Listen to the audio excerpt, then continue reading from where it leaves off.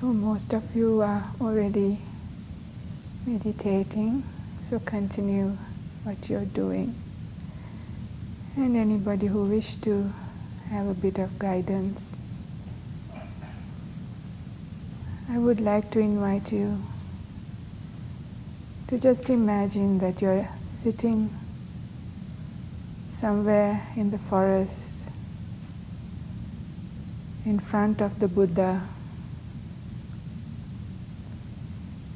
and a moonlit night, which it is today. Still the moon is quite big. Just try and feel what it would be like to be in the presence of this amazingly kind, wise being.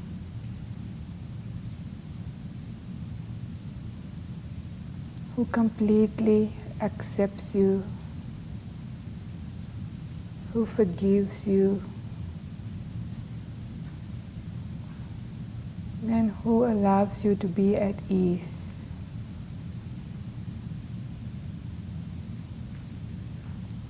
It is important for us to be at ease with ourselves.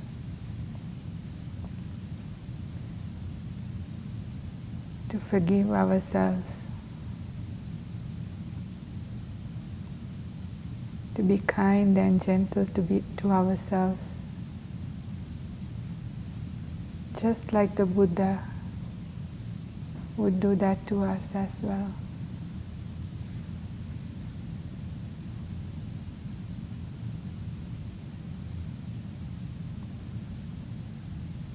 Allowing our body to be however it is. I'm hoping you're all sitting in a way that is comfortable. If you can make any changes to make it more comfortable, you can do so.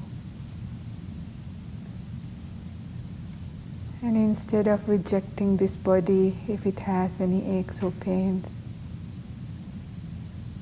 just treat it like you would treat your best friend, with kindness, with care, acceptance, and gentleness.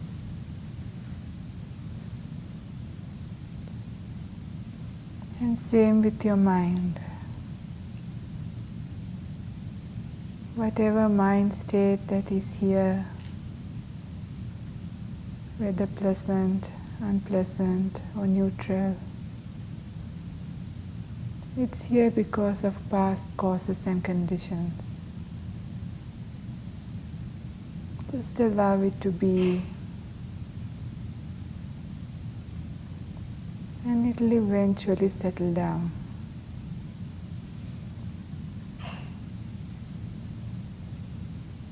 Our mind states are like the clouds in the sky.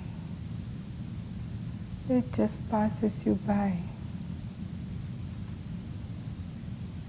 with the same kind of attitude. You are just allowing your body and mind to just be the way it is, accepting it is the way it is. And just that beautiful feeling of being in the presence of this beautiful human being called the Buddha. In our mind's eye, you can feel close to the Buddha. We already know so many good qualities about him. We can even arouse a sense of gratitude for him, for all the teachings he has given to us.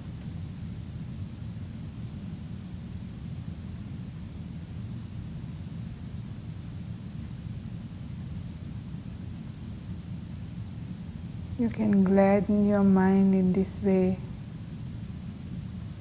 uplift your mind in this way, as you allow your body and mind to rest.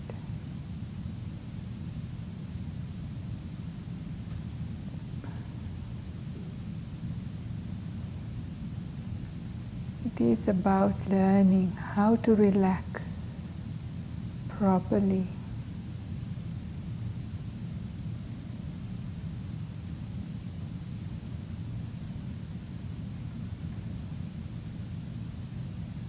Just gently remind your mind that you would like to stay alert and enjoy this process of relaxation rather than falling asleep if you can. However, if you're really tired and you do need the sleep, then that is okay as well. But going forward, if you want to cultivate meditation, this instruction of wanting to stay alert and observe the process of stilling is important. You are just a passive observer, not doing anything, just being with whatever is happening right now.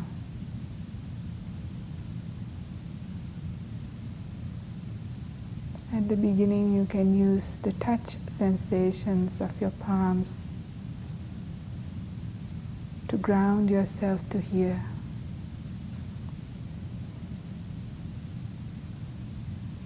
If you catch your mind going into past or to future, you can gently bring the attention to the touch sensations.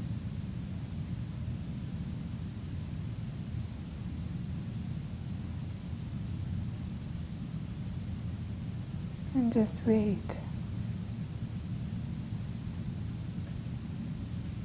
See how you can relax.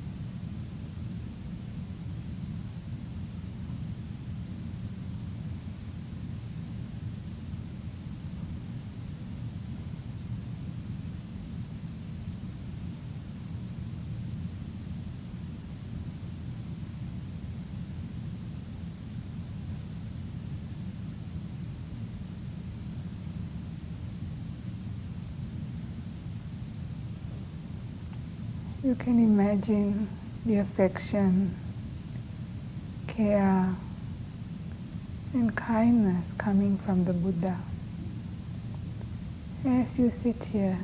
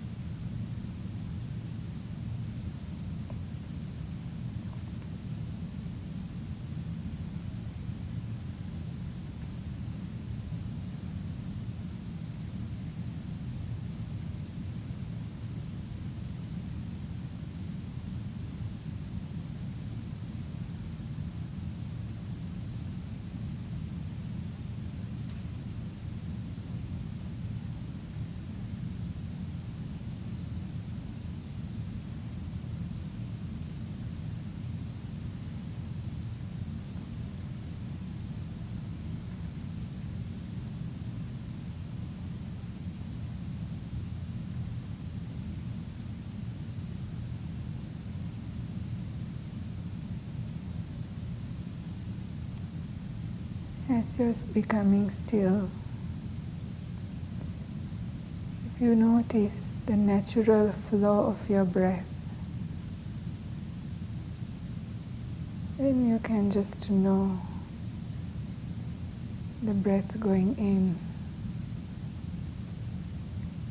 and know the breath going out.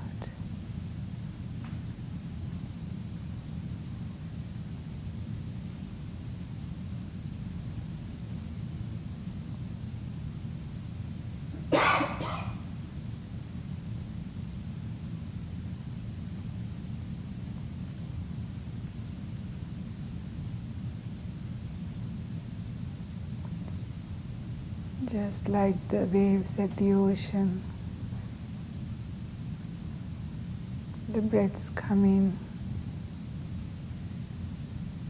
and the breaths go out.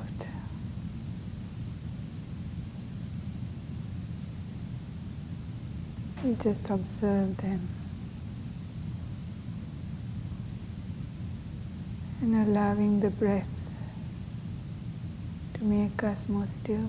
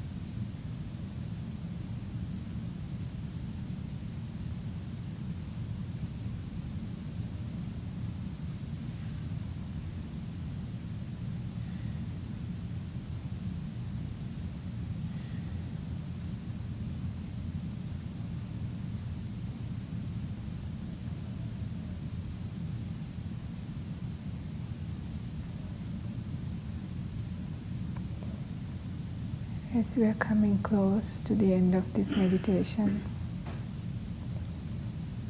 take some time to see how you feel now. How is your body and how is your mind?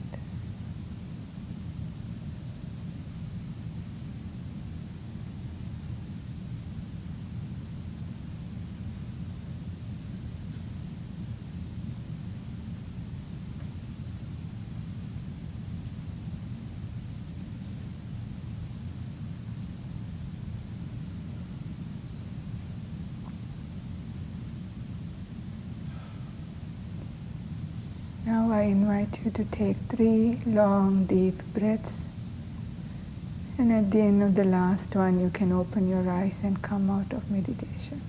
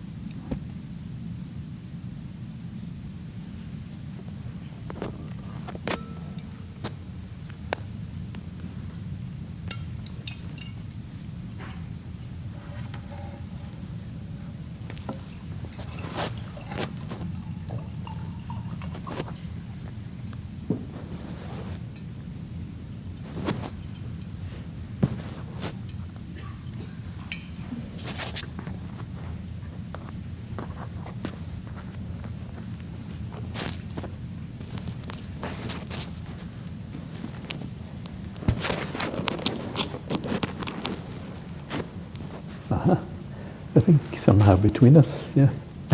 Okay. Great.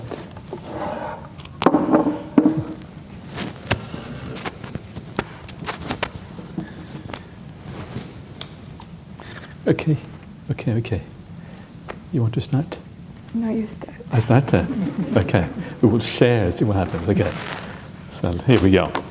Dear Ajahns, that's nice. It's for both of us. This kind of makes it easy. I would like to ask, what is fear? Why does one have fear? Example, fear of taking on tasks, fear of public speaking, fear of needles, etc.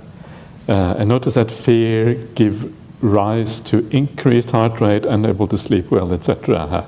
How can we manage fear? Okay, so fear is usually I like Ajahn Brahm's kind of definition of fear, which is fault finding with the future. So fear is always about the future, and it's about something going wrong in that future. And that's kind of where it comes from. So you have a view of the future, that future looks uncertain, the future looks painful, the future looks dangerous, whatever, and then kind of fear comes from that. And so to overcome that, you have to kind of change the way you think about the future. And one of the ways of doing that is to remember that when you are a spiritual practitioner, you live a good life, then it's kind of part of that spiritual practice is that your future is a good one. The future is always a positive one for anyone who lives well. This is kind of the consequences of the laws of karma and the whole idea of the gradual training in Buddhism, all of these things. You're moving towards a brighter and better future. And so in general, you are moving towards something positive. And so just by remembering that, maybe you can kind of reduce that fear a little bit. But in general, The fear will just gradually subside as part of the path. As the path works, you gain a sense of independence from the world. The more independent you are from the world, the more resilience you have. All of these factors builds up that there is less to fear in the world. And in particular, the most important aspect to develop to reduce fear is metta practice. If you have metta for all beings, metta for yourself, a sense of friendliness and love, then that is the best way to overcome fear. There's nothing to fear in the world when you have metta for all beings and everyone around you. Why? Because you see the friendliness, you see the kind of the goodness in other people. And you also know that if you have a heart of metta, that regardless of what happens in the future, even death you're not afraid of, because you know you will have a good rebirth if you're going to die. The more metta you have, the less afraid you will be of death. And if you're not afraid of death, then everything else kind of pales by comparison to death. So all other fears become kind of small ones. So you're not going to be afraid of needles anymore if you're not afraid of death, if you know what I mean. So this kind of these things go together. Yeah. Would you like to say anything about that? Yeah, maybe. Just about the physical pain part. So it is fair enough, right? So if you've had pain in the past or needles, things like that, just observing. I have had lots of physical pain in my life, so I kind of know the fear sometimes that can come due to that, because you remember how it was, and then when the other signs come in, you go, oh no, here it comes again, and that added mental stigma sort of thing. But when you start to observe, okay, what is this pain? And if you have the courage to really feel it, even the needle. I have really hard time because my veins are really deep. Each time I have to give blood, they try to take blood, they poke me 3-4 places and keep saying sorry. It's no fun, and I also don't like. But now I have overcome because there's no choice in the matter. So, but when you see that it's actually this much, at the end of the day, it's only this much.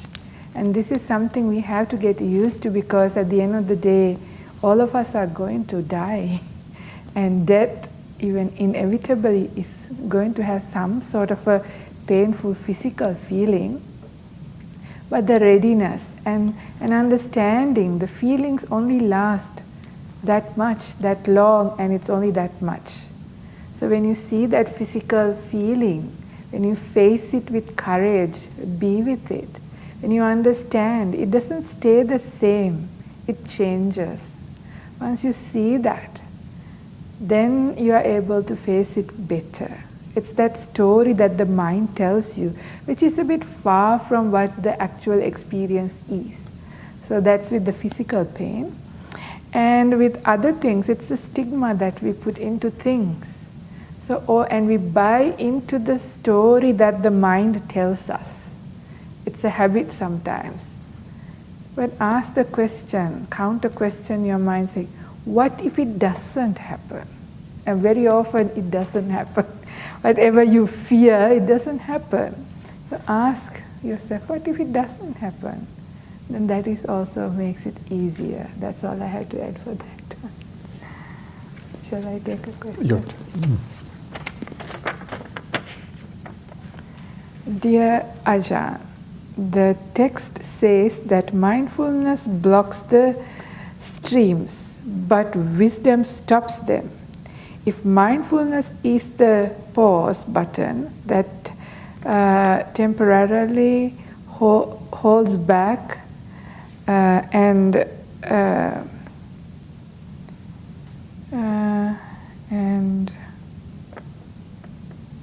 I don't know what exactly is the active mechanism of wisdom that dries up the streams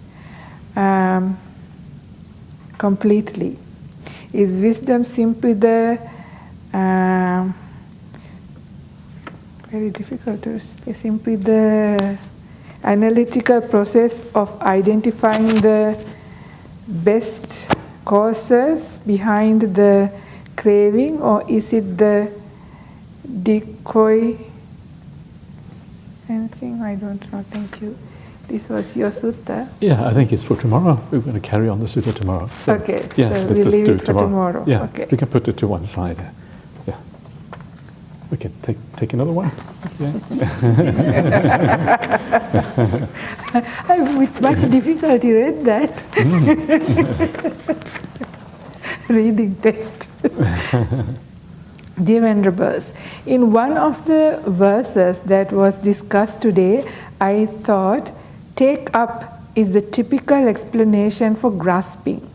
Similarly, can put down mean the rejection, resisting, or disagreeing with what one already has.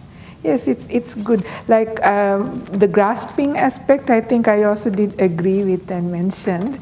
The part that was harder for me to relate as an opposite put down was that I don't understand what you're saying about rejection, resisting, or disagreeing with what one already has. Yes, that's the sense of self-rejecting is putting down as well. So whatever you do, so this is the same as vibhava tanha, or taking your life, or anything else. So this is also the idea of trying not to control your even meditation, the controlling and trying to stop, trying to get rid of stuff, even trying to kill situations, not a person. So all of them probably is put down as well. So yeah, thank you for bringing up things from the suttas. Ajahn, would you like to add? I think that there's something to that. You take up, you put down. One is kind of the grasping, another aspect is the rejecting. But another way of understanding this is that you, once you become fully enlightened, and sometimes these verses are very profound, and so it can actually refer to full awakening, arahantship, or something like that. And because of that, you have stopped taking up, but you also, because you don't take up anymore, there's nothing to put down, and so you also stop putting down.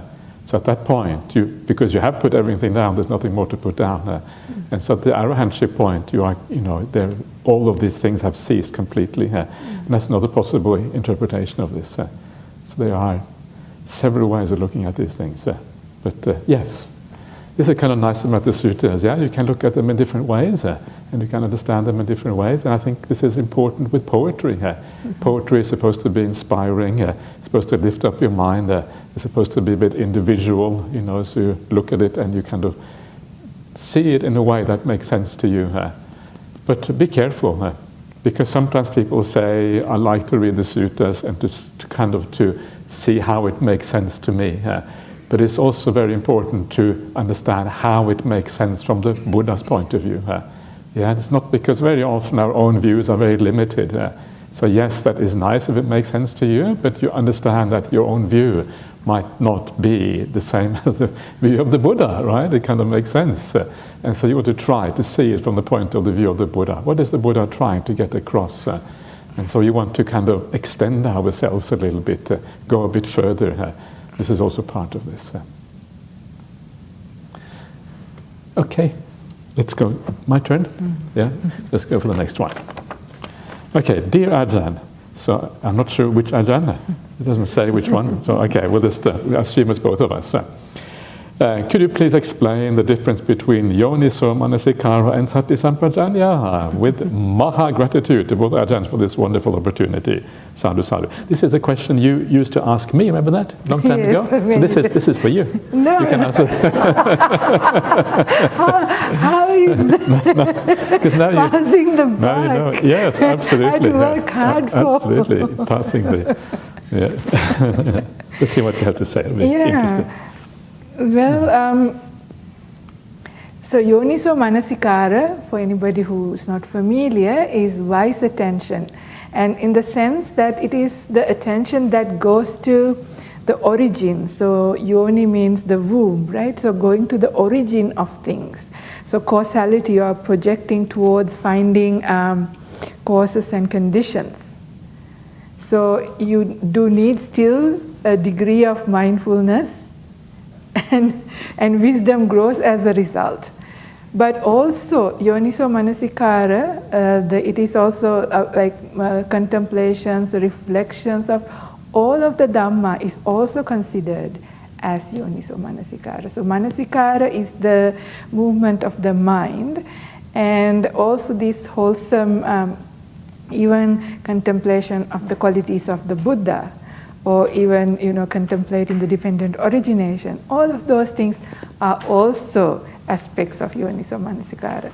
And yoniso manasikara gives rise to sati, because sati is not just awareness. Sati is also awareness together with memory. So, and in this occasion we want the information or the teachings to be there. Like the mindfulness also shows you what's happening, but also tells you what you should be doing, whether you should go this way or that way, whether you should stop or whether you should move, what will happen, that kind of thing also comes in. So where does that come from in the sati? Because it's all aspect of that word smriti, right? So memory and together with awareness. So when you do, so yoniso manasikara helps sati sampajanya. So yoniso manasikara is a nutriment for sati sampajanya. But sati sampajanya also feeds back, loops back, and helps increase your yoniso manasikara. So they work together.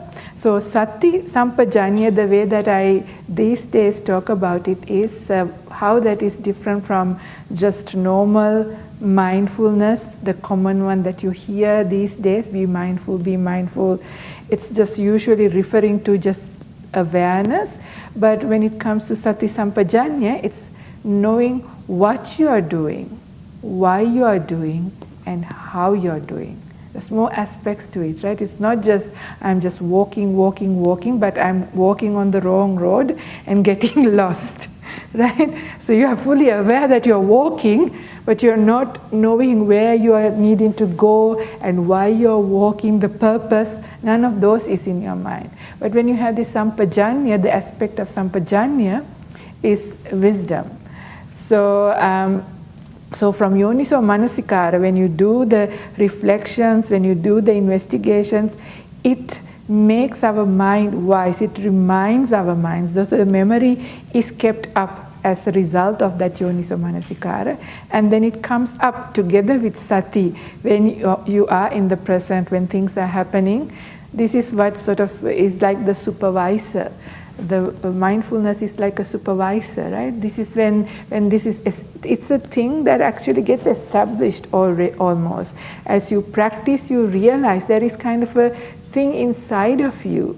Sort of, it's actually protects you as well. Mindfulness is supposed to protect us. It can be, protecting us from all kinds of dangers, just from very worldly thing to also, morality, keeping up our things. So this is what somehow very quickly comes together with mindfulness, the memory, the teachings, and also, so this is the difference. I don't know whether I made it clear. So sati sampajanya. So sati is mindfulness, together sampajanya is wisdom aspect, so they work together. So that is what you are doing, why you are doing, how you are doing, in short. And yoniso manasikara is the direction of the mind into investigating what's going on, what's the purpose, what made this happen, or like in a wise way attending to a situation. But they are not completely separate. When there is yoniso manasikara, sati and sampajanya is there. And when yoniso manasikara, sati sampajanya is there, yoniso manasikara is also behind. They are not really separable. Is that correct answer, teacher? How did I fail? Sounds good to me. It sounds marvelous. Yes, sadhu. Okay, next. That was my questions. Now it's your turn. I just think I'm not that silly. Okay. Okay, I'll read the next one and see what happens. Okay. Dear Ajahn, please pardon my lack of understanding of NDEs. They leave the body, do a life review, see instances that they have been unskillful, come back to be better people. They continue to live a more meaningful life. How does this process support the idea of rebirth? Also, like to express how inspired and happy to see a nun teaching alongside you. Okay, there you are. Many thanks and gratitude to the BSWA leading the way, Sadhu.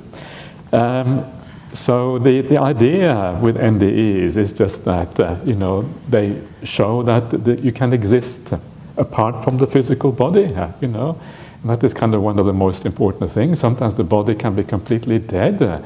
According to certain medical studies, the body has been clinically dead, and still people have experiences, very vivid, powerful experiences while the body is clinically dead. The brain has stopped, everything is kind of gone.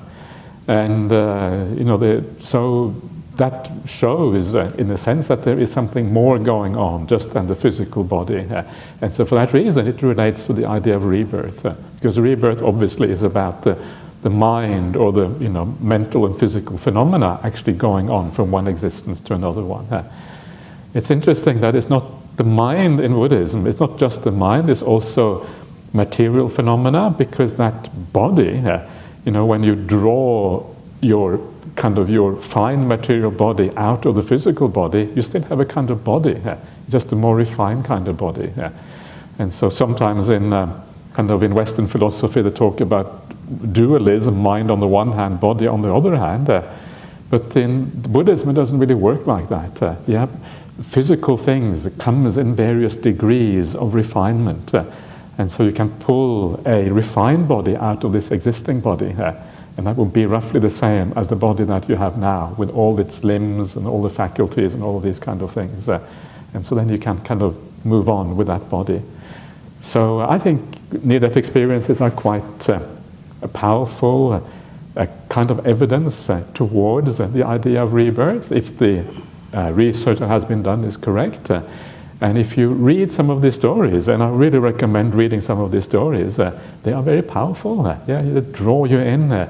You kind of really feel with these people who have these experiences, and they see things that you normally kind of is beyond our ordinary experience, and it changes your life. Like you say, when they come back afterwards, they are often better people. I remember one instance I was reading. There was one kind of a man who had this near-death experience. And he used to be kind of the provider for the family, and it make sure that they had enough money to go on nice holidays and have a nice car and have kind of, all the comforts of life and a bit of luxuries. And when he came back, he wasn't interested anymore in these kind of things. And his wife was complaining he wasn't making enough money here. She wanted more money so they could have more fun and they could have more experience and things. And they ended up divorcing eventually because he became too spiritual. He was too interested in spiritual things. It's kind of really funny because they really missed the point of life. With what is life really about? Of course, it is about developing these spiritual qualities. And that shows you that it can have quite a profound effect. But you don't have to go through the NDE to have that kind of effect. Just reading about these stories can also be very powerful. And so I really recommend reading a little bit about it. It's also interesting that the way that the rebirth process is talked about in the suttas, it matches to some extent with the process you see in these NDEs. The ideas like a life review. In the suttas you hear about someone kind of meeting Yama, and then Yama says, why you did this, you should have done that. Oh, I didn't mean to do that, but you are a grown person, you should have known better. Oh, I was foolish. Well, that you have to pay now for your own foolishness. And so it's this feeling that Yama just points to what you have done. Yama doesn't judge you, you judge yourself. And that is a bit like the life review experience. You see what you have done, and then you cannot judge yourself afterwards. And whatever happens then according to that. So there are some similarities like that. We did a book club a while ago at the Dhammaloka Center, where we did this book called called After, exactly. And we talked about the correspondence there between the suttas and what you find in some of these near-death experiences. Would you like to add anything, Venerable? We will spend all night talking about it.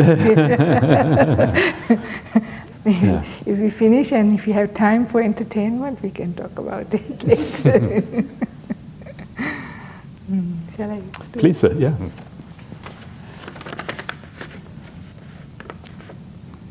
Ajahn, thank you. Thanks to you and Ayya, I already feel that my spiritual quality has improved on day one of the retreat. Yay! My question is regarding page 5 of the booklet, letting go of the tendency to cling to experience. What does it mean? How does it differ from other such letting go of views, craving, identification? How do we do? It's page 5.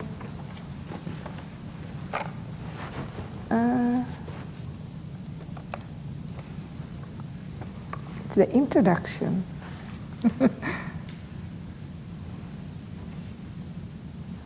Okay, so this is just talking in general, the sutta. So you have to sit the retreat to understand this deeper. This is coming up.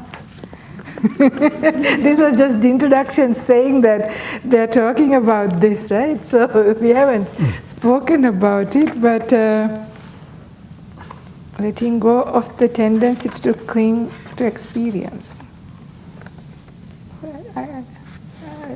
There is nothing like that. Is there? There is. Can you read it out? Yes. In his responses to the Brahmins, the Buddha guides them again and again towards letting go of sensuality, of views, of craving, of identification, and of the tendency to cling to experience. Page 5.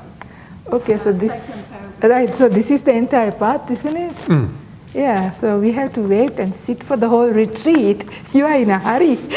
So this is what we'll be talking about almost every day, different aspects. So can you wait? Or whoever who wrote the question. Or should you answer this in brief? Would you like to answer in brief? Okay, so let's, okay.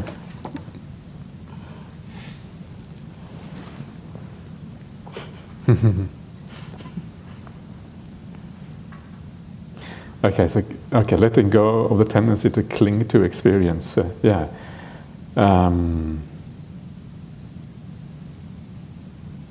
Yeah, I suppose I am not sure exactly what is meant by that, to be honest. The idea is just that we identify, we experience is kind of what life is about. Yeah, we experience things, and so it basically clinging to experience is like the kind of final things that we let go of, in a sense, on the whole path. You can go deeper and deeper experiences all the way to the jhanas and then the immaterial attainments, and all along you experience something. Yeah, and that experience satisfies your sense of identity. Your sense of identity is related to that kind of experience. But letting go of experience entirely is like a completely different ballgame. When everything comes to an end, there's nothing going on at all anymore. It means that you are, in a sense, letting go of the final sense of self, of who you are as a person, etc. So this is why this is very profound, because letting go of all experience is also basically the same as becoming an arahant or fully enlightened. At that point, there, you realize that all experience is, in the end, a problem. Yeah, it's better not to have an experience than actually to have experiences. And then that final letting go is really what this whole path leads to. So we're going to look at that in more detail as we go along. But as a general principle, I always like this idea of, in your meditation, as you meditate, you experience less and less. You become more and more peaceful. And what does that feel like? The more peaceful you are, the less you experience, usually the more happy you are. So less experience is good. And that kind of gives an idea that, as you kind of keep on reducing, it gets better and better as a consequence. And maybe then no experience is better than any kind of experience.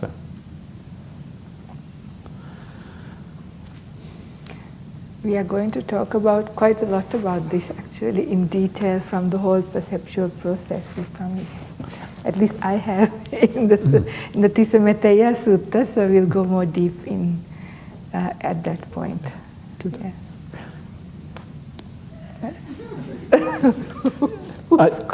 Now it's your turn again, because I'll just answer the question.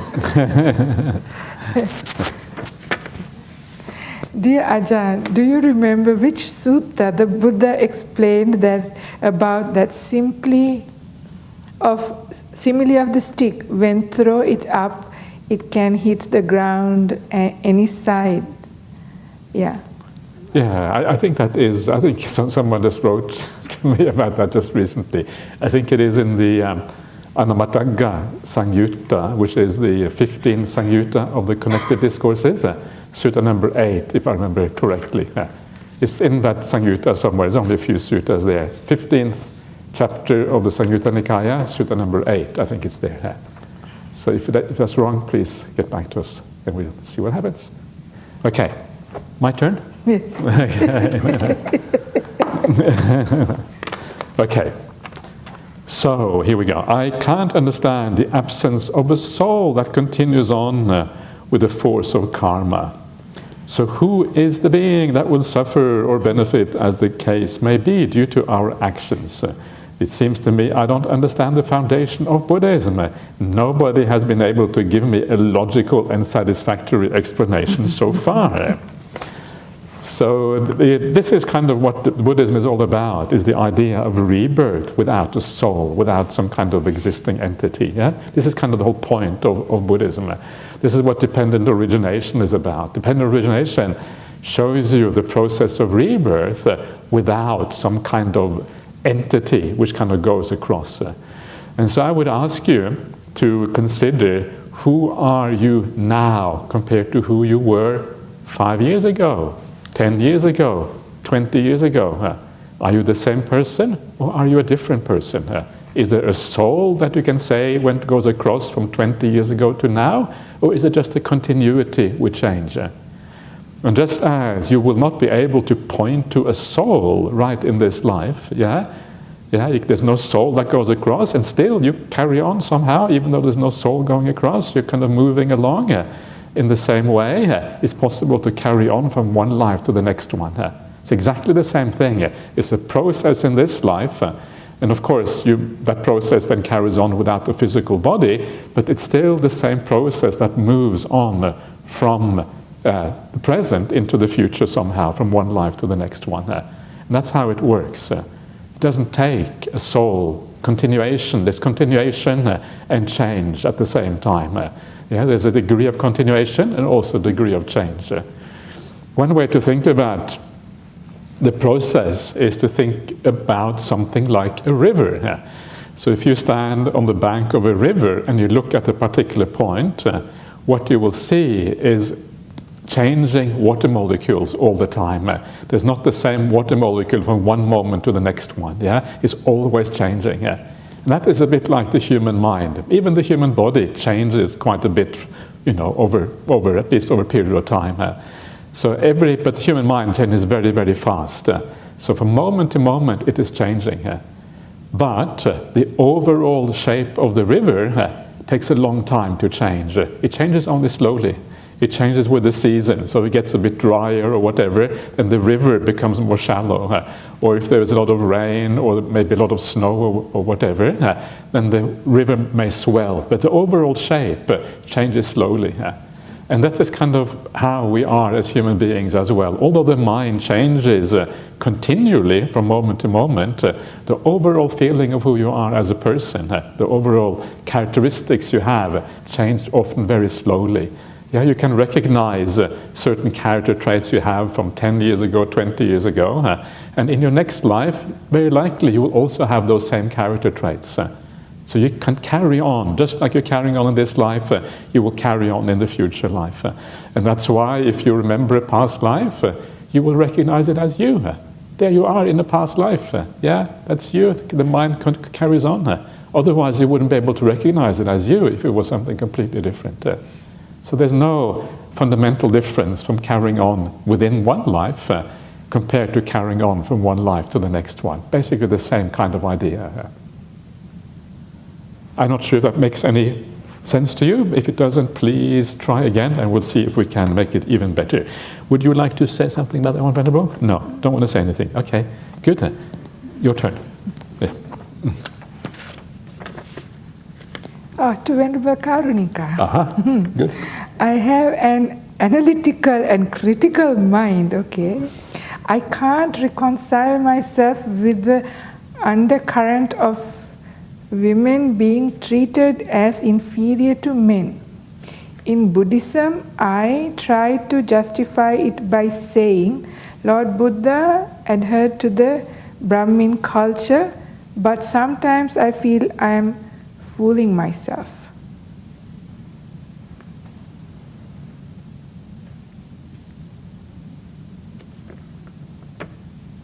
I have never felt that I have been through the women are treated inferior.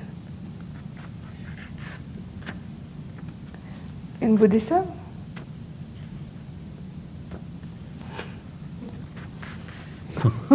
I don't know, my personal experience, I have never really personally felt this.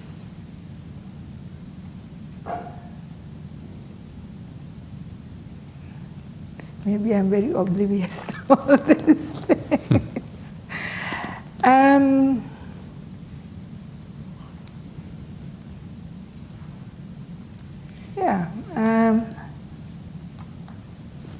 Would you like to help me out trying to explain? I don't know. I guess it depends on what exactly it is being referred to. You know, maybe there are certain particular things that are being referred to.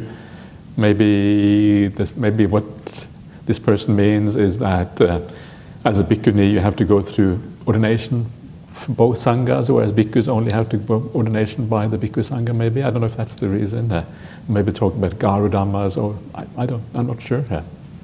Okay, so maybe there is like sometimes what I feel. So that's why I expressed my personal feeling, because my view of my perception or the way I receive whatever differences that are there may be different. Maybe this is what more people need to understand, is that the two genders are too different, right? So if the two genders have clear differences, and if they're both treated in the same way, then that is when it is not fair. One time this was made obvious to me by one of my friends. He worked his shift finished around about 2 a.m. or something in an area in the city which is very dangerous.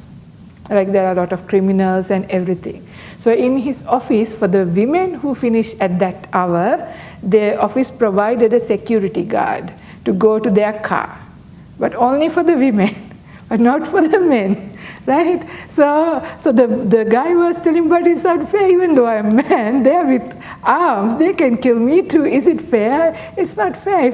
If you want to treat both genders equally, we talk about gender equality, but in this occasion, the women had a security guard, but they didn't provide for me. So what he was trying to say is, in that occasion, you need protection for both. But in other things, like for example, the rules that are different, like we have 311 and the monks has only 227, and you wonder why.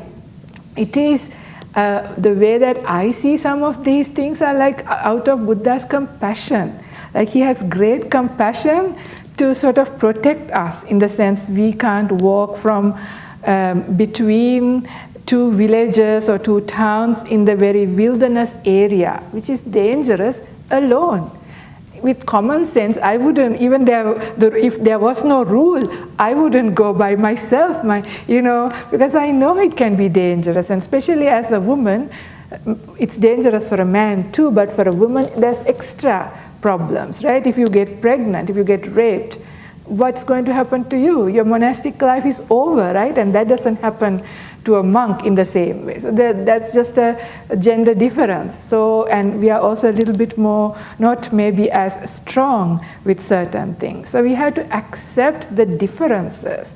So sometimes it is to offer more out of more kindness. Even this business of having ovada. Like if we didn't have ovada, sometimes there would be, no possibility for us to maybe receive some teachings when we do need to. By having that opportunity, then we can demand, we can say, Ajahn Brahmali, we have a right to ask, the Buddha said, so we can use it, so you can see the benefit if you want to. If you think, why the monks don't have to ask ovada from the nuns, well, they're the ones missing out. We have a privilege, we have an added opportunity. So I don't know, I perceive these things as given benefits, also knowing from where it's coming from. Some of these rules may be not laid by the Buddha, some of them, even the ones that are from the Buddha's time, we have to remember who the Buddha was. And the Arahants, they are not people with defilements, right? They are not somebody who want to discriminate you. They're people who are wise, kind, and want to treat you well. So whatever they have offered is actually offered out of understanding the differences. So when it comes to, I like to recognize the differences, but it is the mutual opportunity and mutual respect. But that I have never felt any difference here in Australia, or also when I went to Sri Lanka. Also, I have never really felt that we were treated differently. I don't know whether it is. It's probably not everywhere, not everybody feels the same, but if people do, it's nothing to do with how the things are laid down, it's just individuals, how people do things, and that we can't really do much about. But I have personally never really been felt that we have been treated inferior or in a different way. In fact, quite the opposite. We have been treated with quite a lot of kindness, respect, and with a lot of opportunity. So that's what I can really say. Even if somebody's talking about why the monks have to go first and the nuns have to go behind and things like that, if you're worried about, it is,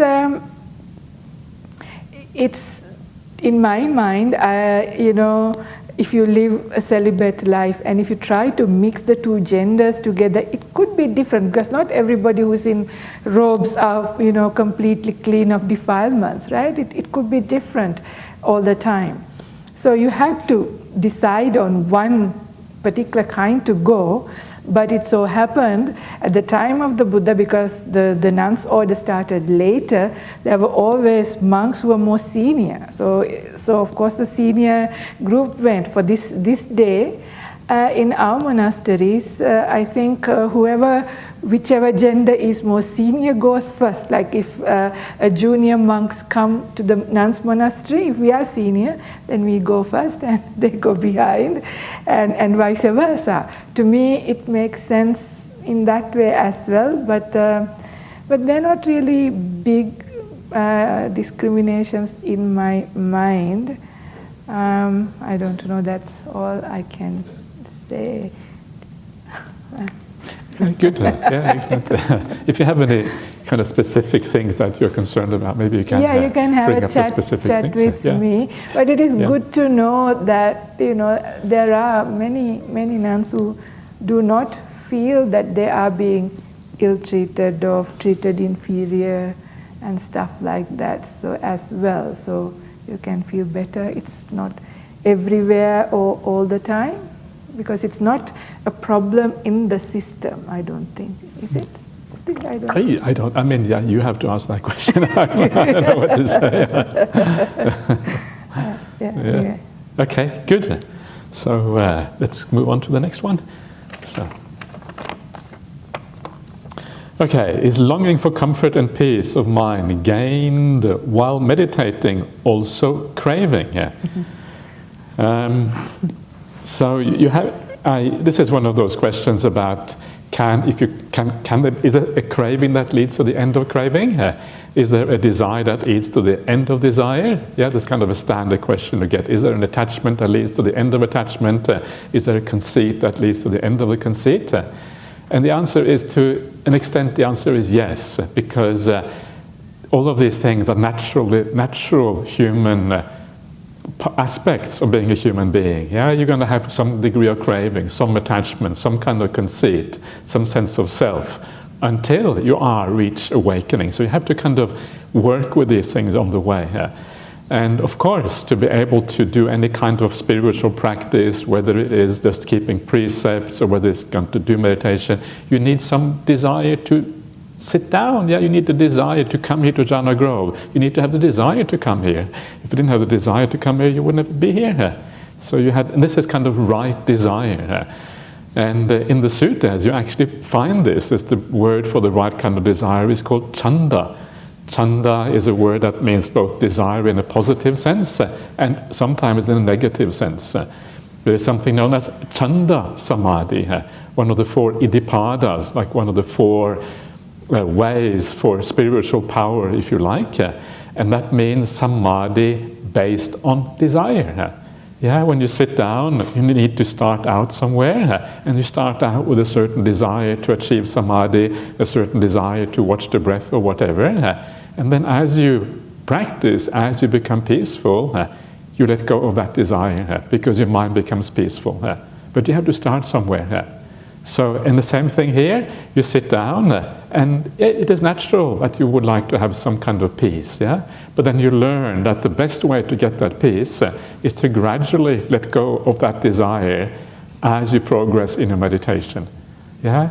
The most important thing is just to have enough desire to sit down, and beyond that, you can let go of all the longing and the desire and allow the process to take its own course. So there is always a degree of desire that leads to the end of the desire.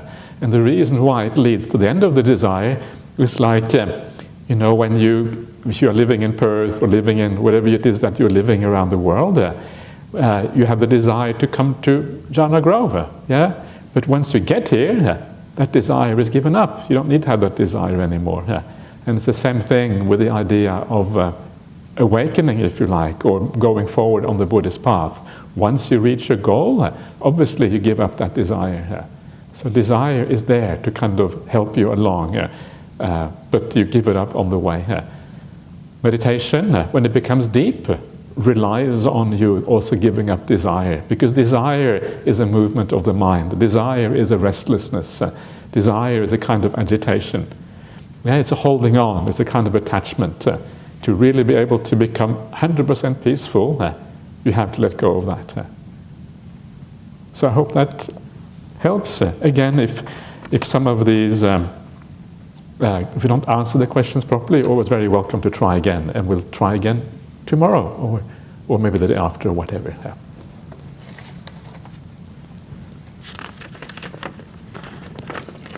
Please let us know more about the monastery in SL.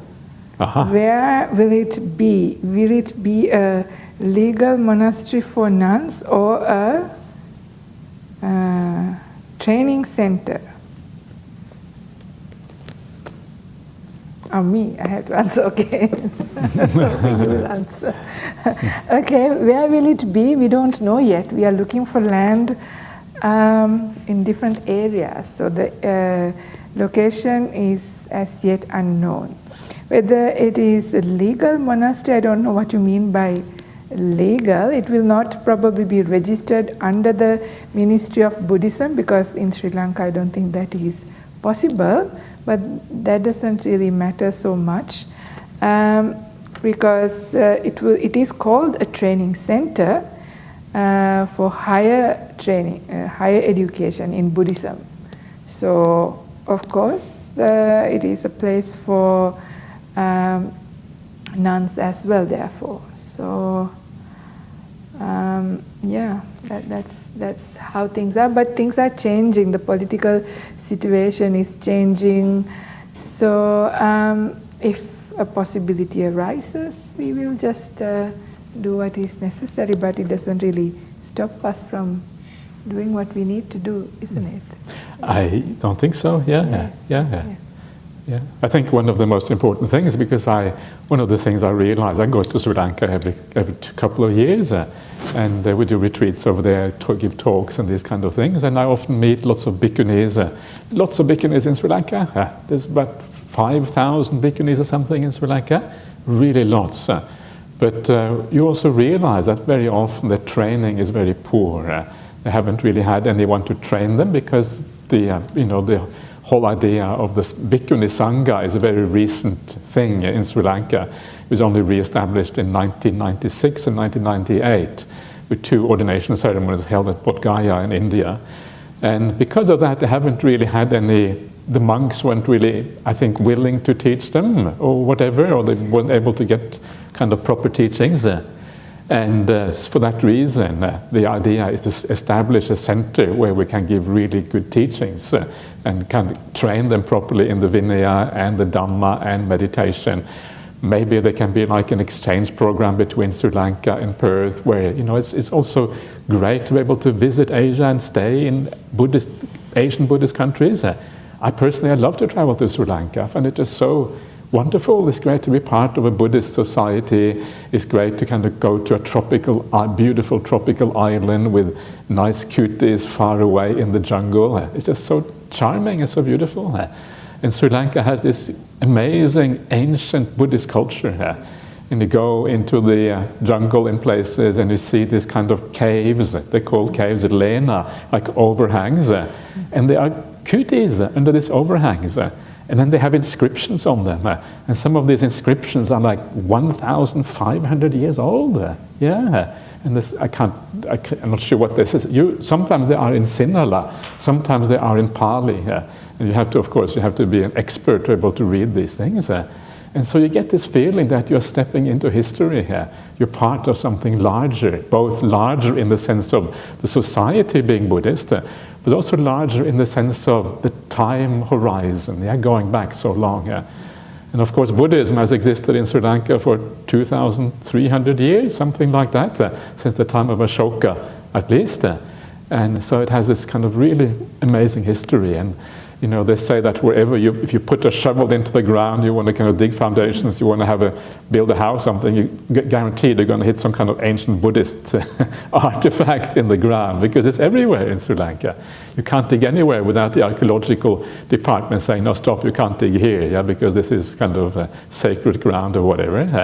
And so and that's kind of really, I don't know, there's something really special about that. So I love the idea of having something in Asia. I think it's one of the difficulties of being a bhikkhuni. I mean, you can talk to this much more than I can, Venerable, but is that there aren't that many great places to go for bhikkhunis. As a bhikkhu, there are many good monasteries around the world. You can travel to Thailand, you can go to Burma, Sri Lanka, many different places, and you can stay if you wish. But for bhikkhunis, it's much more difficult. And so by establishing a good monastery in Sri Lanka, it makes it also, you open up new avenues for the bhikkhunis to travel, to stay somewhere else, getting a different kind of experience. And this is often important. You don't have to be in the same place all the time. It's important to have a few possibilities. So already now, Venerable Karunika is obviously the head nun at Sankti Monastery in Sydney. So that's great. That's another opportunity for bhikkhunis. And they are kind of opening up little monasteries in different places, which I think is great. Gives the bhikkhunis similar opportunities as we have as bhikkhus. And I think that's really important to support the growth and prosperity of the bhikkhuni sangha. Would you like to add anything more? No. No, don't want anything more? Okay. Okay, very good. It was my question. Was it your question? Okay. I don't know about that, but anyway, okay. All right.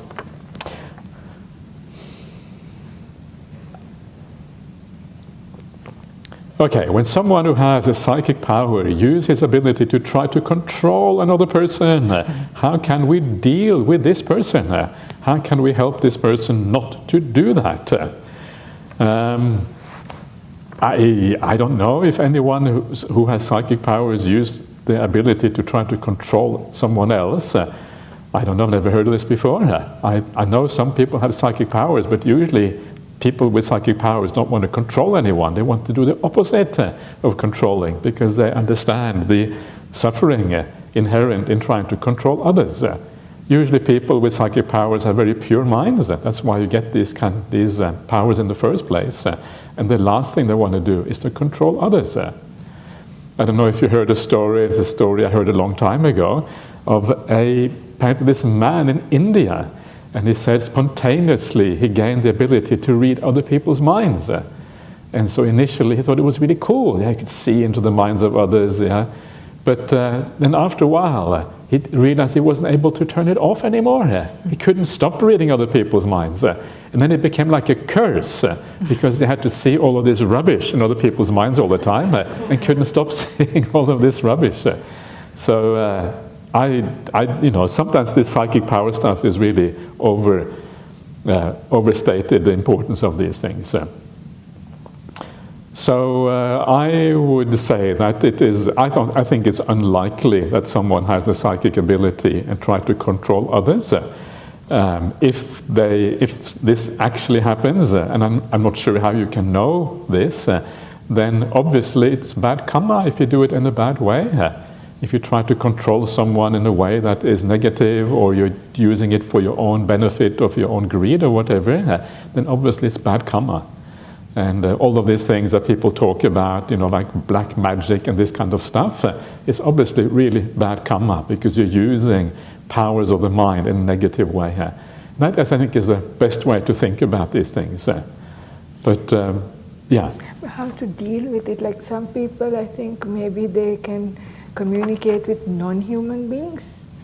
So it's not the pure psychic ability that we are talking about, so it's not a pure person, but I think like people who do black magic and things like that are sometimes using other spirits. They have ability, so it's still a kind of a psychic ability, but not born from jhanas and things like that. So if somebody has that kind of ability and trying to control other people, I don't know the answer, but this is probably what they're referring to. In this occasion, how can people find protection? They might feel really scared. The way to find protection is to practice the Dhamma.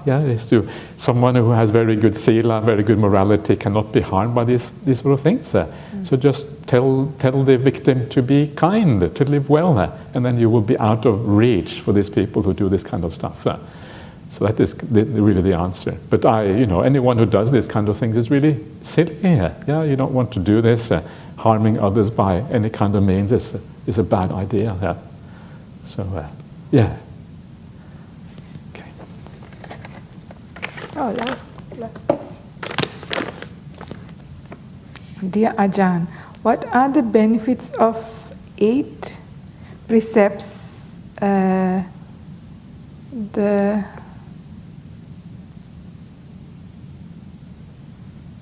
8 precepts. I can't really read. Okay. What are the benefits of the 8 precepts over the 5 precepts for lay people? Okay. Oh, very, very many benefits. So what are the differences? So one of them is Nacha Gita Vadita. So, not listening to music, entertainment, and things like that. Can you see the problem of that for peace of mind? So then you can see the benefit, the distraction. So like in my own life, when I used to, when I was a layperson, I used to like music and I used to like the movies and things like this.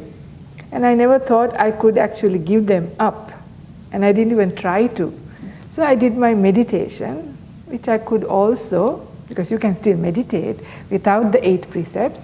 But as I was becoming more peaceful, as I was finding joy in meditation, these things naturally fell, and you realize actually these entertainments are an affliction. So when you take 8 precepts also, not doing all these entertainments gives a lot of peace to your mind, because why we get so tired in our mind these days is precisely all the TikTok and all of those things that you do on your phones, and all of those things which when we take 8 precepts we don't do. So it actually preserves a lot of your mental energy, so it is of great benefit. And also the things that you watch actually on the plane. Sometimes you see other people's screens, you don't hear anything, but everybody is watching something. And all the screens I saw, it was all violence. I don't know, there was nothing sweet, nice, everybody was watching violence, and this is what happens to your mind. A lot of mental karma also happens, right? And some people were playing games and they were also killing, bombing, exploding things I saw on screens. So when you take 8 precepts, you don't do that, and it actually protects you a lot. And also adornments and beautifying yourself. One, you save a lot if you're a woman, especially, but even men's haircuts probably very expensive. So you can save a lot of money. You don't have to, follow the fashion and all that. That is great, isn't it? You save a lot of money. You don't have to work so hard then. And you can have more time to practice. It's a great benefit not to have adornments. And then you don't also attract too many people, so you don't have to deal with too many people being attracted to you, if that's a problem for you. So there are many benefits in that one precept, that not singing, not dancing, entertainment, and also adornments.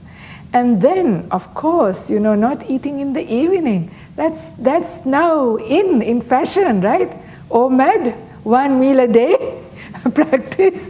It's a very ancient practice for the monastics, but it's becoming fashionable now. Everybody is doing it because they see the great health benefit, right? It's incredibly helpful for our lives. I'm not going to just spend, you can read up, you probably already know intermittent fast and also just 1 meal a day, how good it is for your health, for your practice, for everything, for your budget, you don't have to spend so much with everything, so that is also a great benefit. But it actually is very helpful for meditation too, because for many people, the digestive system, that process takes up a lot of your energy, and your body feels more lethargic while that is happening. But after that is done, when you have a long period without the body having to deal with food and take all of your energy to your tummy, you have all the good energy and ease of the body to be able to practice as well. So it's actually really beneficial. So maybe it is hard at the beginning, but when you try, unless you have some health conditions, there are still ways of doing it in a good way, and that is the benefit. And high seats and luxurious things, well, the thing is, if it is too comfortable, you tend to become too lazy and fall asleep. So, but it's not a big kind of thing. It's not really important. But even if you want to keep that, well, that saves money as well. How expensive is a lazy boy chair? And all these big, you don't need those expensive furniture, right? You can have very simple things or sleep on the floor, it's great. Yeah, so these are simple things, but they have profound effects, especially when you take care of your food habits. You will see the increase in the energy in your mind and body. That is very helpful. And when you're free from all these entertainments and things like that, which takes your mind away big time, you will see how easy it becomes to meditate. So these two things are really helpful. And refrain from all sexual activities is also helpful, because that is also one thing that disturbs the mind. So when you take 8 precepts during the times that you practice, that is also one thing that also takes your mind into more seclusion. So these are the benefits. Anything else? And that sounds good. Yeah, I agree. Basically, the idea is the 5 precepts are moral precepts, and the 8 is moral precepts plus renunciation. So it's like the beginning of renunciation that you see with the 8 precepts. And to be able to gain samadhi, you have to kind of put aside the sensual pleasures a little bit. So you have to renounce a little bit. Because if you're too interested in the sensual pleasures, the mind tends to go there. You think about it, you are involved with it. The more involved you are with the sensual pleasures, the less ability you have to stay within. And so it's part of the development of the mind in meditation is at the same time letting go of the sensuality. And that's kind of what we're trying to do by keeping the 8 precepts. The mind cannot both go out and stay within at the same time. You have to make a choice. If you really want to stay within, you have to let go of the interest in the 5 senses. Okay. So that is all for tonight. So let's pay respect to the Buddha Dhamma Sangha before we finish off.